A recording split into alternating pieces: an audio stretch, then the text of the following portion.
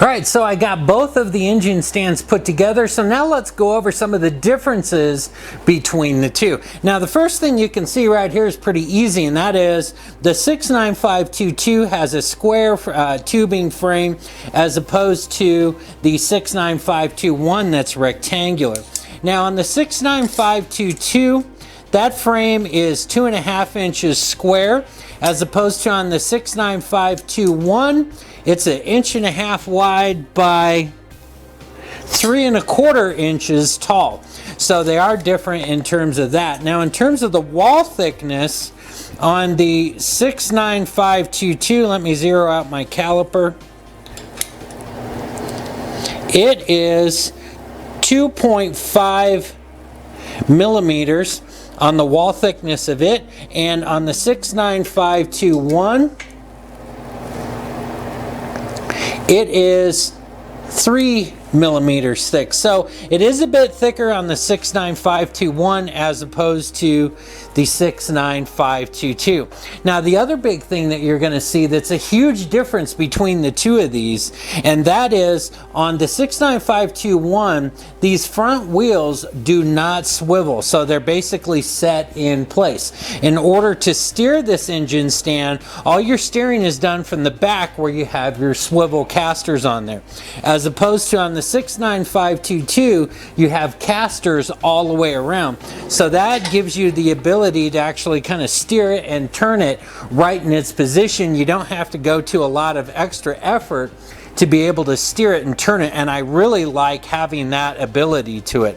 Now in terms of the rest of it, the other difference you may notice on it is on the 69522 it has two casters here on the base, so that when you fold the legs up, once again it can still pivot and it doesn't take a lot of room to move it, as opposed to on the 69521 it has one stationary wheel that's right there in the center that it moves on. So once again, all the steering has to come from the back side.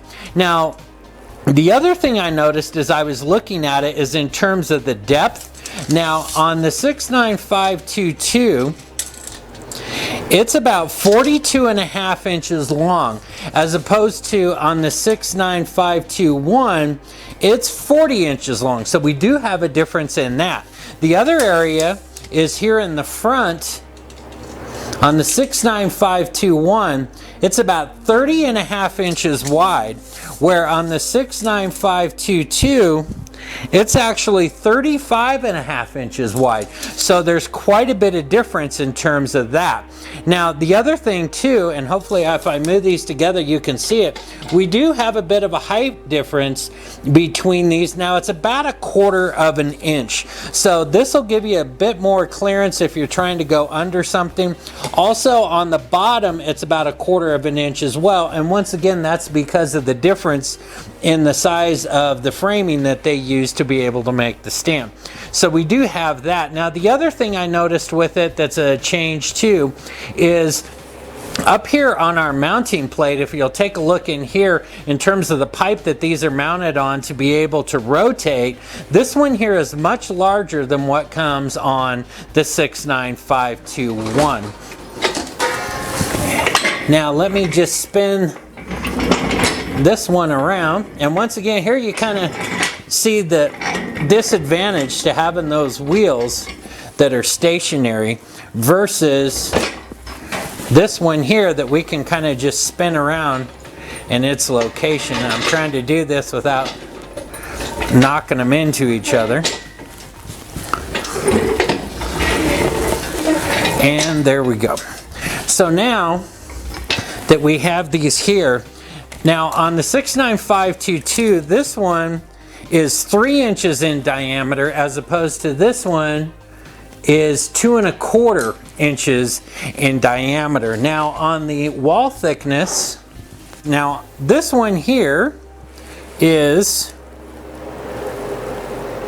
4.9 millimeters, and on the 69521 it's also 4.9 millimeters. So let me check that again. That's correct. So they have the same thickness in terms of the wall on those. However, this one here is bigger by quite a bit. Now, I will say the one thing that kind of disappoints me on the 69522 is the fact there's a lot of play in this thing. At least, I wish I could show you in there, there's at least 1/8 of an inch, maybe even 3/16 of an inch play in this one, where on the 69522, there's a little bit of play, but maybe 1/8 of an inch. So this one has a lot of slop, and I find that disappointing. They both have the handles to be able to rotate it. The other big difference that I like better on this one is to rotate your mounting plate. This has the longer pin, and the nice thing with this is the pin goes all the way through, down through the base, so it's holding it on top and on the bottom to make sure that stays secured. On the 69522, it only comes with this small pin that holds it up here on the top. It doesn't go all the way through the cylinder, and as such, I think that plays into one of the reasons why there's so much slop in here. And that kind of concerns me, because basically what's going to happen is when you put a motor on here and it's pulling down on it, that's going to put all your pressure up here in the front on the bottom and here on the back while it's twisting it. And at the same time, it's also going to put a lot of pressure on this pin, and I'm not really sure how strong that pin's going to be able to take that twisting weight on there. I do have an idea of something I'm going to do to improve that and help make that better and kind of eliminate that as an issue. But that is a big difference. I wish it would have had the larger pin and it would have done a better job. Now, the other thing I noticed too is on our braces, these are different. On the 69522, our braces are 1 3/4 inches wide, as opposed to on this one, they are 1 1/4 inches wide. So we do have a difference on that. The other thing I noticed is if we look on the back, now it's interesting because on the front we're quite a bit wider on this one, but on the rear, you can see here, this one's quite a bit narrower. On the 69521, the rear of the base is 27 3/4 inches, as opposed to this one is 21 inches. So it's substantially smaller, and that does mean it's going to give up a bit in terms of its stability. It would have been nice if they would have made this one as wide as that one. The other thing I noticed, and I'm not sure what to think of it, I don't care for it a lot to be quite honest, and that is the way they mount the wheels on this one. Because of the rectangular design, they've added a plate down here to the bottom, and it sticks out 1 inch on both sides of this framework, and as you can see, it's bolted through there. What kind of concerns me with that is if for some reason there was to be a weight shift or something, maybe backwards, I wonder how strong maybe this plate would be to be able to hold that. I could be overthinking it, but I do like the fact that on this unit, by having the wider framework, everything is mounted direct underneath it, and I think in the long run it's probably just going to make it more stable. Now, in terms of our mounting plates, they're both pretty much going to be identical. We did have a little bit of difference in terms of the openings that gives us adjustability. I believe we had 1/4 inch more on the 69522 on the top end. They were both identical on the bottom.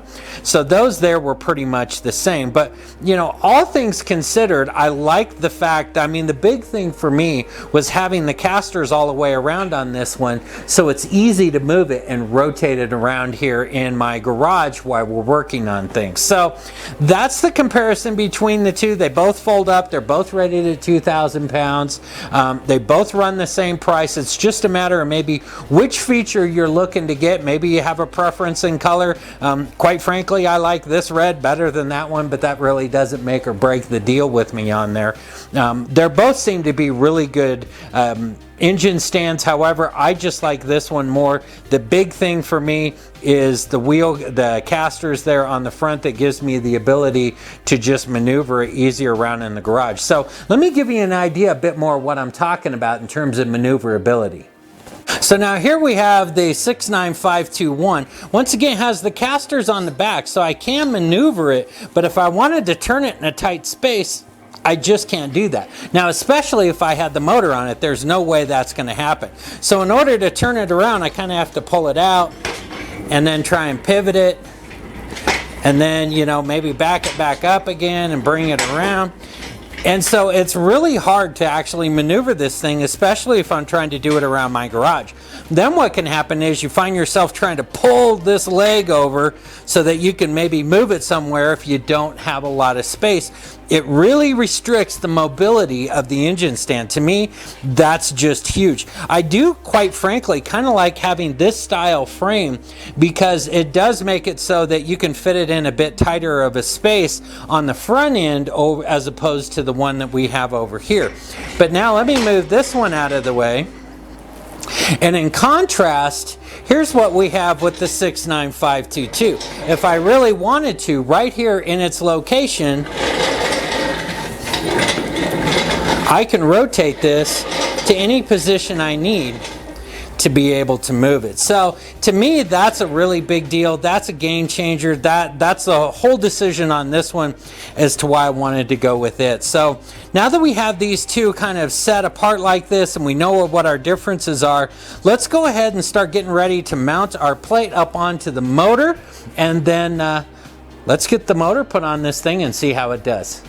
Now, before I go mounting my plate here up to the motor so we can actually get it here on the stand, I wanted to do an update or an improvement to the stand that I had talked about. And that is, I am going to actually drill down through here, and I have a 1/2 inch grade 8 bolt here that I picked up. This is 6 inches long.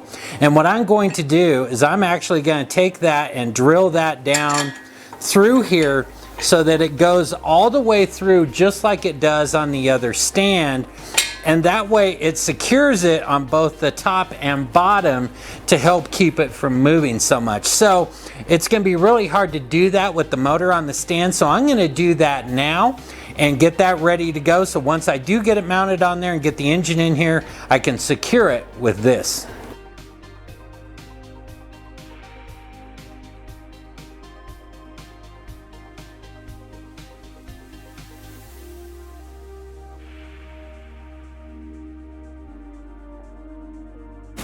So now that that's complete and I actually can run that bolt all the way through this cylinder here now, it's totally changed how this thing operates. It still moves a bit, but I bet I have reduced the amount of play and slop in here by probably 75%. It's a huge dramatic difference. And so this is something I definitely think you should consider doing if you pick up one of these stands. That's the most I can move it now, as opposed to before where it had at least 3/16 of an inch of play in there.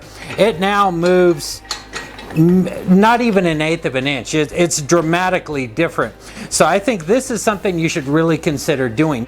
All right, so we got the motor taken out here from the wall, and we actually got our mounting plate put on here to the back of the motor. I got some real good heavy duty bolts to actually mount it to it. One of the things I wanted to point out is normally I would line up this cylinder onto the crankshaft, but in this case, since we're going to be keeping the heads and the intake on here initially, and we're going to be spinning it to do the oil pan and whatnot, you got to be careful of dynamic loading, meaning you have a lot of top end weight here, and what you don't want to have happen is as you turn the motor, that weight's going to transfer and it's going to become really intense to try and control that, and you could overload your engine stand or maybe one of the bolts. You could just have a big problem, even get hurt if that weight gets away from you and causes an issue.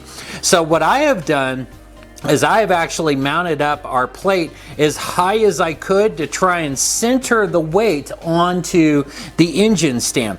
Now I'm about 3 to 3.5 inches above the center of my crank in this case, and that's as high as I could go. Actually, if I could go higher, I would, believe it or not, so that way I could put more weight towards the center.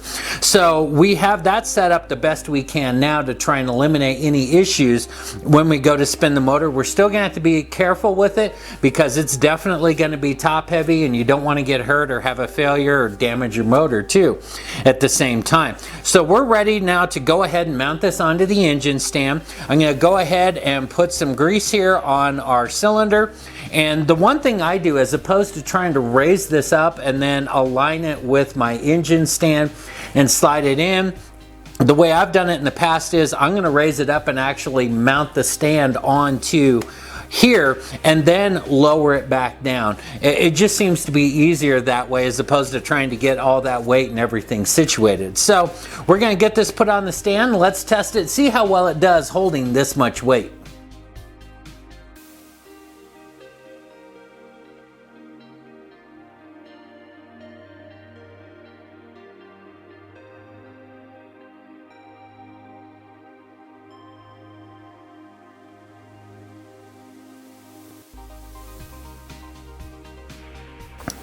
All right, so we got the engine put on the stand now, and it is resting solely on the stand. These here are all loose, so all the weight is sitting on the stand. And so far, I got to say, I'm really impressed with how it sits here on the stand. Now, I can come over here, and I'm actually trying to move it. And I kept these on here in case we did have a problem, it would hold it. But I'm telling you, I can try and move this and wiggle it. And this motor is sitting rock solid in this engine stand. So I gotta say, I'm really impressed with that. It does a fantastic job, and that makes me really happy. It's doing a great job. It's really firm in here. There's just absolutely no movement whatsoever. We did move it around a bit, and I gotta say, having those 3-inch casters, the 3.5-inch casters actually on there, makes it move really well and easy. And we'll find out a bit more as this job goes on, but it's moving just fine now. And so we're really impressed with that part of it. It holds this really well. We have no deflection in the stand at all. It's just doing fantastic. So I'm going to feel comfortable now disconnecting these straps. I just wanted to make sure and do a quick test before we did that.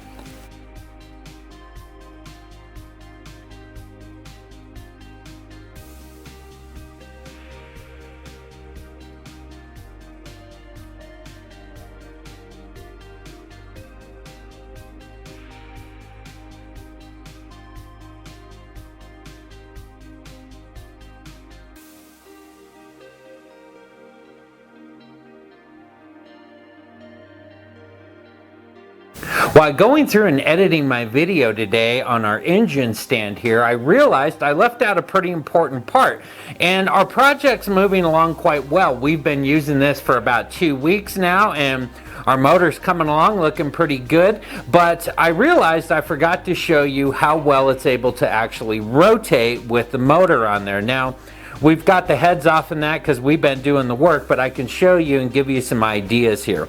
Now, it is doing exactly what I thought it would, and that is with the weight, with the play that we have back here and the weight put on it, it restricts the motion on it. And actually, I think that's a positive thing in the end because it doesn't just freely move. We actually have to kind of help it and rotate it to get it to do it.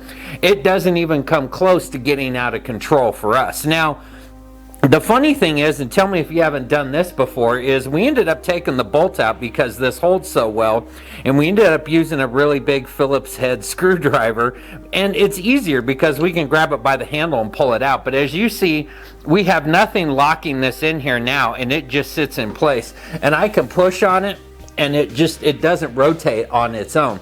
Once again, I kind of think that's a good thing. I guess maybe it would depend on the weight of the motor. If you were doing like a heavier motor like a diesel or something, that may be a disadvantage. But in our case, I think it's a benefit. However, to rotate it, I can just go ahead and I can move it like you see here. And I have no problem with it. And I can get it to about there with the handle. And then what we've been doing is we can just kind of grab it right in here, and we can finish doing any kind of rotation that we would want to do.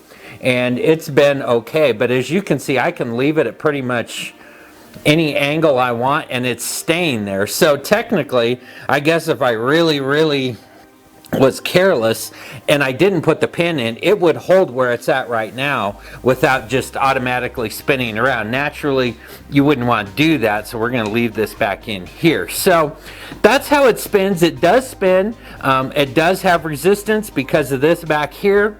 Ultimately, I think that may be a benefit because I think it makes it safer.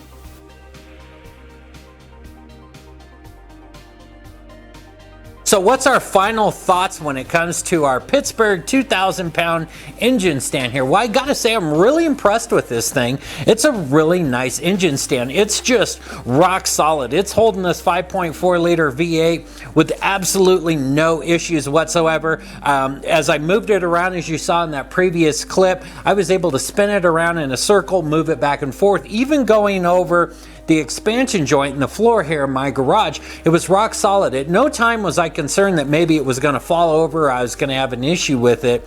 It's just a great engine stand. I have absolutely no concerns having my motor mounted to this thing. It does great. I really love having the casters on all four corners because it gives me that ability to maneuver in a small space here in my garage. I don't have a really big shop.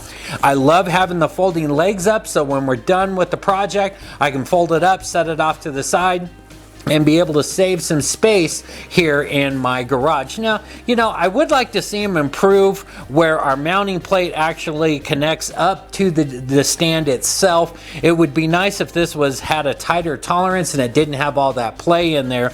And it would be nice to get a better pin that was longer, that went all the way through, so I didn't have to do that modification that I did here just to kind of hold it in place. But you know, I gotta say, outside of those two things right in here, it's just a fantastic engine stand. It's really strong. There's no flex. It does a good job. I like the color, actually. It's a neat little red on there, and it works great so far for what we've been needing to do with it. So I hope this video has been able to help you decide which engine stand may be best for you.